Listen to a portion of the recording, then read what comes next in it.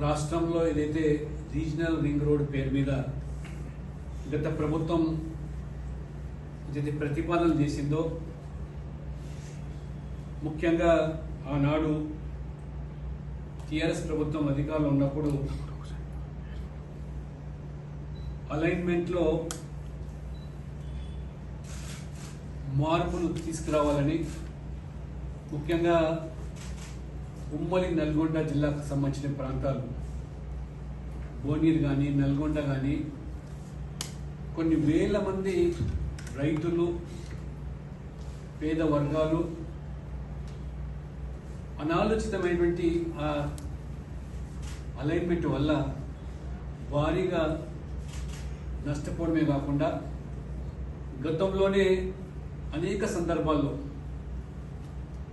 మరి ఆ రోజు నేషనల్ హైవేస్ కోసమని లేదా ఓఆర్ఆర్ పేరు మీదనో అనేక సందర్భాల్లో 1-3 సార్లు భూములు కోల్పోయిన ఈ ప్రాంత ప్రజలు పైపెచ్చు దక్షిణాదికి సంబంధించినటువంటి ఈ త్రిపురాల్ అలైన్మెంట్లో 40 కిలోమీటర్ల దూరం ఈ యొక్క ఓఆర్ఆర్ నుంచి ప్రతిపాదించి ఈ ప్రాంతానికి నల్గొండ ప్రాంతానికి వచ్చేసరికి 28 కిలోమీటర్లకు కుదించడం, అందులో ఏదో మొదల ఉందనే విషయాన్ని ఆనాడు అన్ని పార్టీలు, అధికార పార్టీని టీఆర్ఎస్ను ప్రశ్నించిన పార్టీలు, మరి ముఖ్యంగా కాంగ్రెస్ పార్టీ ప్రజాప్రతినిధులుగా ఆ రోజు ఎంపీగా లేదా సీనియర్ కాంగ్రెస్ నాయకులంతా కూడా వీళ్ళందరికీ కూడా పూర్తి మద్దతు తెలిపి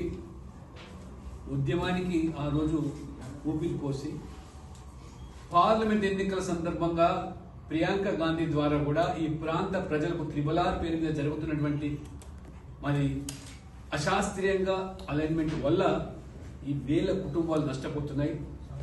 కాంగ్రెస్ పార్టీ రేపు అధికారంలోకి వచ్చినా రేపు మేము గెలిచిన తర్వాత మీకు పూర్తి న్యాయం చేస్తామని ఏ రకంగా అటువైపు ప్రాంతంలో దక్షిణ ప్రాంతం 40 కిలోమీటర్ల దూరంలో అలైన్మెంట్ కొనసాగుతున్నదో, ఎందుకంటే హెచ్ఎండిఏ పరిధి దాటి రీజనల్ రింగ్ ఉండాలనేది అది శాస్త్రీయం.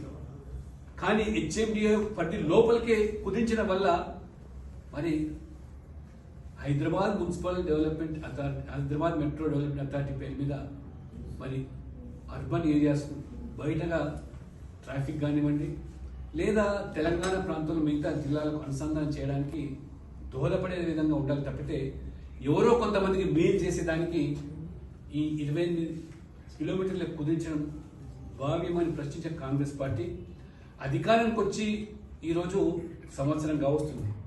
ఆనాడు ఎంపీగా ఉన్న వాళ్ళు ఇవాళ మంత్రులుగా కొనసాగుతున్నారు. ఆనాడు కాంగ్రెస్ నాయకులుగా ప్రశ్నించి ఉద్యమంలో పాల్గొన్న వాళ్ళు ఇవాళ ఎమ్మెల్యేలుగా కొనసాగుతున్నారు.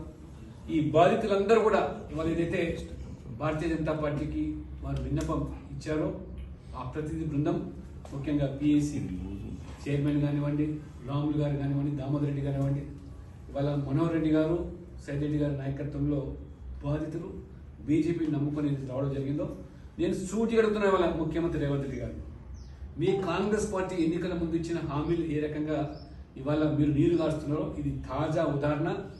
ఇది త్రిబులార్కి సంబంధించిన అలైన్మెంట్ విషయం.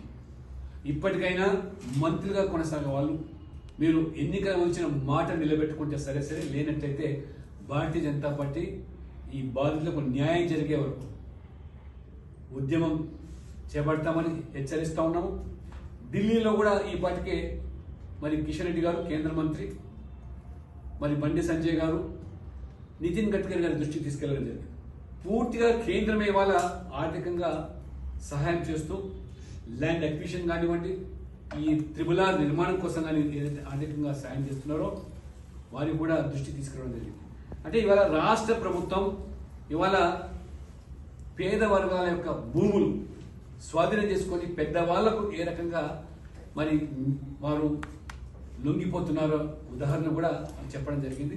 పెద్దవాళ్ళ ప్రయోజనం కాకుండా పేదవాళ్ళకు కూడా న్యాయం జరిగే విధంగా త్రిబులార్కు మేము వ్యతిరేకం కాదు, త్రిబులార్ ఈ రాష్ట్రానికి అవసరం. కానీ ఒకవైపు ఒక విధంగా ఇంకో విధంగా అంటే పెద్దలను దృష్టిలో పెట్టుకొని పేదవాళ్ళ మరి భూములు లాక్కునే దాన్ని మేము ఇవాళ దాన్ని తీవ్రంగా వ్యతిరేకిస్తున్నాం. ఆ రకంగా నితిన్ గడ్కరీ గారి దృష్టి కూడా తీసుకెళ్ళాం. ఇప్పటికైనా రేవంత్ రెడ్డి గారు మీరు ఎన్నికల ముందు పార్టీ పరంగా ప్రియాంక గాంధీతో మాట్లాడించి న్యాయం చేస్తామన్న వాళ్ళు వాళ్ళ సంవత్సరంగా వస్తుంది, వాళ్ళు మొరపెట్టుకుంటామంటే మంత్రులు ఖాతరు చేయడం లేదు, ఎమ్మెల్యేలు పట్టించుకోవడం లేదు. ఖచ్చితంగా భారతీయ జనతా పార్టీని వదిలే ప్రసక్తి లేదు. తుది కంట న్యాయం జరిగే వరకు వాళ్ళకు అండగా ఉంటాం.